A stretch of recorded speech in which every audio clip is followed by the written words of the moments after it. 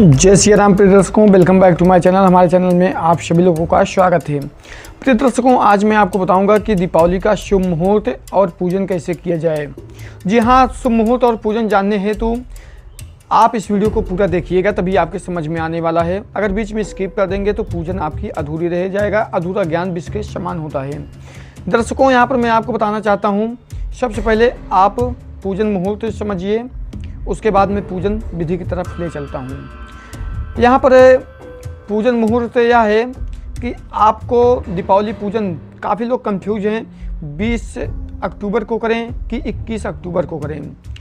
यहाँ पर ऋषिकेश पंचांग के अनुसार यहाँ पर 20 अक्टूबर 2025 को यहाँ पर शुभ मुहूर्त माना जाएगा दीपावली का।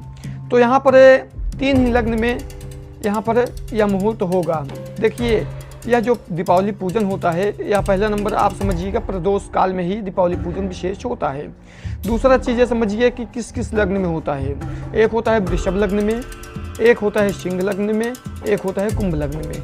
अब तीनों का मैं आपको समय यहाँ पर ऋषिकेश पंचांग के अनुसार बताऊंगा, और यही समय में आप पूजन करेंगे तो मैं यह गारंटी के साथ कहता हूँ, आपके घर माँ लक्ष्मी एवं भगवती का कृपा और आशीर्वाद अवश्य रहेगा।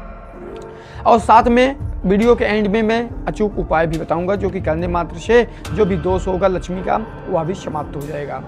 तो चलिए हम वीडियो को शुरू करते हैं। मेरा नाम है मृत्युंजय पांडे, मैं हूं प्रयागराज से। अभी तक आप हमारे चैनल को सब्सक्राइब नहीं किए तो प्लीज़ आप सब्सक्राइब करके बेल आइकन को अवश्य प्रेस कर लीजिएगा। प्रिय दर्शकों, जैसा कि यहाँ पर आप देख पा रहे हैं कि साइड में आप देख पा रहे हैं बोर्ड में कि यहाँ पर पूजन मुहूर्त, यहाँ पर दीपावली पूजन मुहूर्त जो है कार्तिक कृष्ण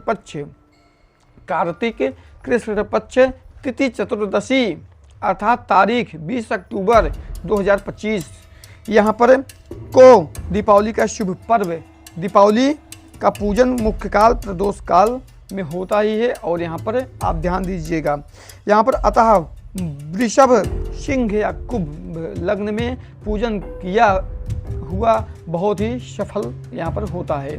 3 ही लग्न मुख्य यहाँ पर समय हैं। अब कौन कौन से समय हैं ये चीज़ जानिएगा। यहाँ पर दीपावली का पूजन जो करना चाहिए इसी लग्न के अंतर्गत करना चाहिए, अर्थात वृषभ लग्न रात्र में यहाँ पर 7 बज करके रात में 9:06 तक के रहेगा। यहाँ पर रात में 7:10 से लेकर के रात्रि में 9:06 तक यहाँ पर वृषभ लग्न रहेगा। यह लग्न में आप पूजन कर सकते हैं। और जो दीपावली के लिए उत्तम पूजन के लिए समय है, इसके पश्चात अर्धरात्रि में सिंह लग्न, अर्थात आधे रात में जो मंत्र जगाना चाहते हैं इत्यादि जो खोजते हैं समय, उनके लिए विशेष लग्न है। रात्रि 1:38 से रात्रि 3:52 तक यहाँ पर रहेगा। इसके अंतर्गत आप पूजन कर सकते हैं।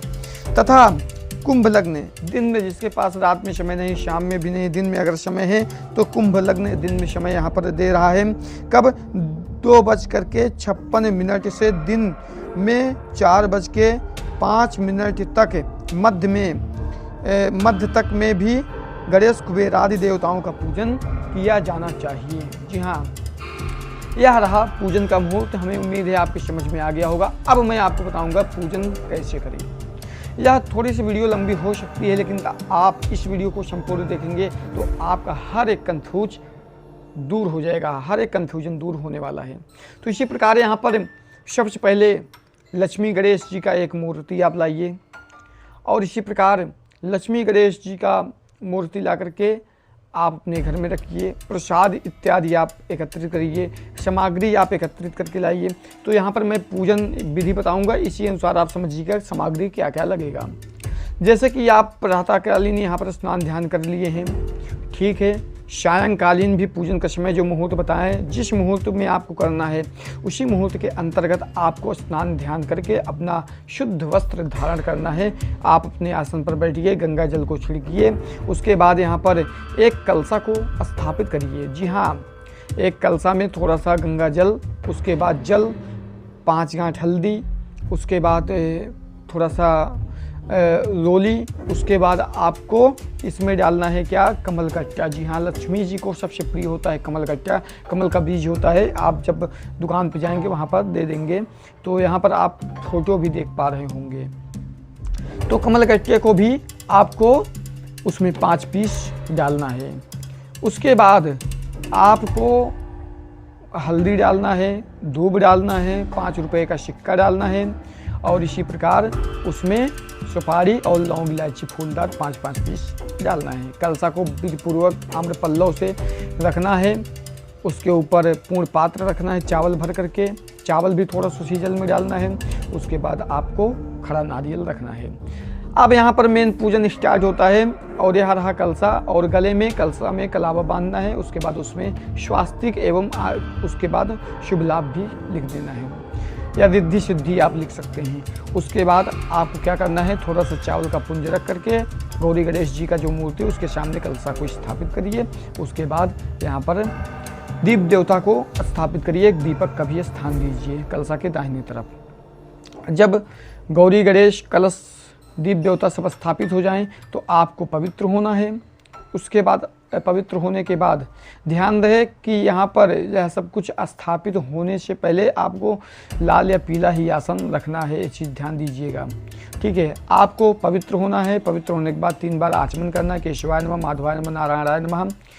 आसन के ऊपर जल छोड़ना है। आसन के ऊपर जल चढ़ाने के बाद आपको यहाँ पर पुष्प लेना है, अक्षत लेना है। उसके बाद यहाँ पर ध्यान करना है। ध्यान करने से पहले दीप देवता यहाँ पर प्रज्वलित होनी चाहिए, अर्थात आप उनको जला दीजिएगा, दीपक जलना चाहिए। पुष्प अच्छत लेकर के आप ध्यान करिए। किसका, गौरी एवं गणेश जी का पहले करिए। किसका, गौरी एवं गणेश जी का ध्यान करिए। गणेश जी का मंत्र आता है तो ठीक है, गौरी जी का आता है तो ठीक है, नहीं ओम गणेश अंबिकाभ्याम नमः करके बोल करके पुष्प अच्छत छोड़ दीजिए। पुष्प अच्छत जब आप चढ़ा देंगे उसके बाद यहाँ पर पुष्प अच्छत लेकर के कलश देवता का ध्यान करिए। वहाँ पर कलश देवताभ्यो नमः कह करके आप चढ़ा दीजिए।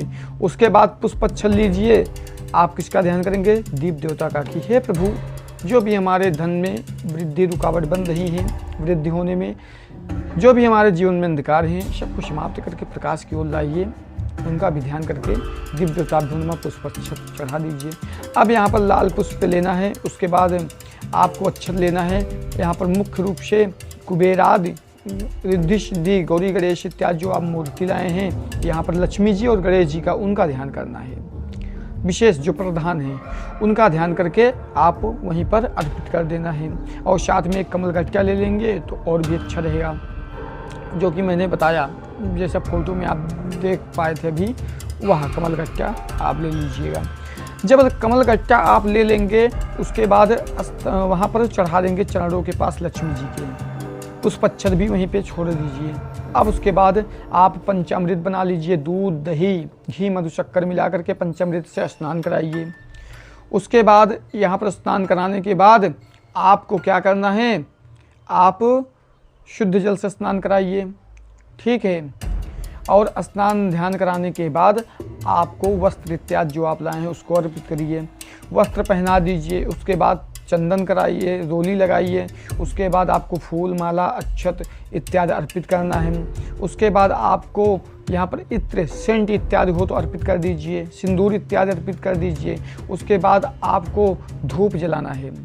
धूप यहाँ पर दिखाना है। उसके बाद दीपक दिखाइए कर्पूर जला के। उसके बाद यहाँ पर नैवेद्य भोग लगाइए। जो भी नैवेद्य में आपका प्रसाद में सब कुछ है यहाँ पर भोग लगा दीजिए। नैवेद्य में भोग लगाने के बाद यहाँ पर आपको फल अर्पित करना है। ध्यान दें, भोग लगाने के बाद थोड़ा जल भर के या तो पास में रख दीजिए तो आचमन कर दीजिए।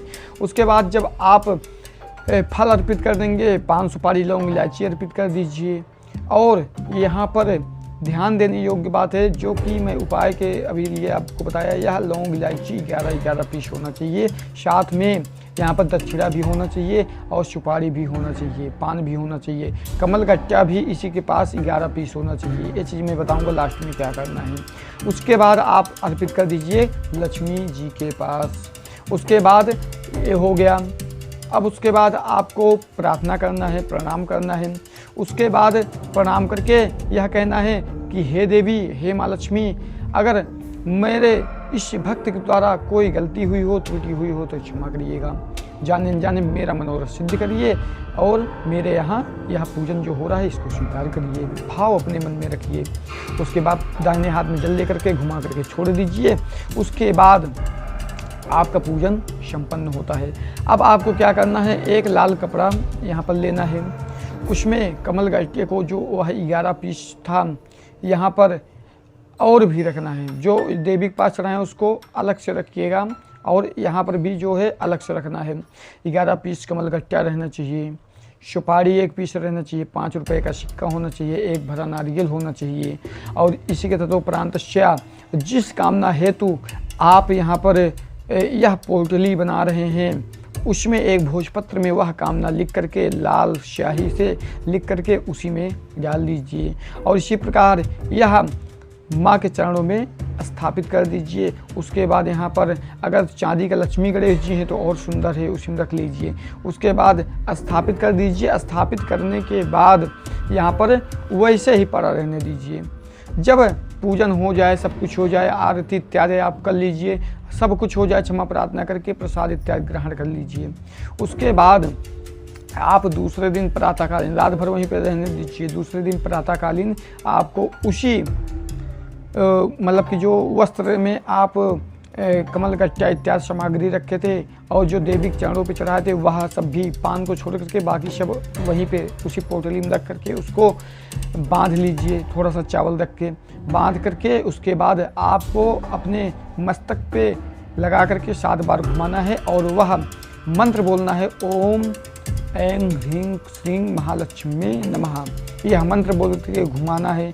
उसके बाद आपका जो मनोकामना है वह मन में आप ले लीजिए। उसके बाद आपका मनोकामना सिद्ध हो जाएगा। आप क्या प्राप्त करना चाहते हैं वह आपको प्राप्त हो जाएगा। लक्ष्मी जी का अचूक आशीर्वाद आपके ऊपर बना रहेगा। यह उपाय आप करके आप अपने घर में जहाँ पे पूजा करते हैं सुरक्षित अलमारी इत्यादि में आप स्थापित कर दीजिए। जब भी आप कहीं पर जाइए तो उसी पोटली को प्रणाम करके आप जाइए, आपका हर एक कामना सिद्ध होगा। यह रहा विधि और अचूक उपाय। प्रिय दर्शकों, हमको उम्मीद है कि आप इस विधि को और सामग्री को समझ पाए होंगे और इसी प्रकार कोई भी कन्फ्यूजन हो तो कमेंट बॉक्स में अवश्य कमेंट करिएगा। और चैनल को अभी तक आप हमारे चैनल सब्सक्राइब नहीं की तो प्लीज़ आप सब्सक्राइब कर लीजिए, क्योंकि इसी तरीके का नया नया वीडियो आपके सामने हमेशा आता रहेगा। राशिफल देखने हेतु शुभ मुहूर्त तिथि एकादशी देखने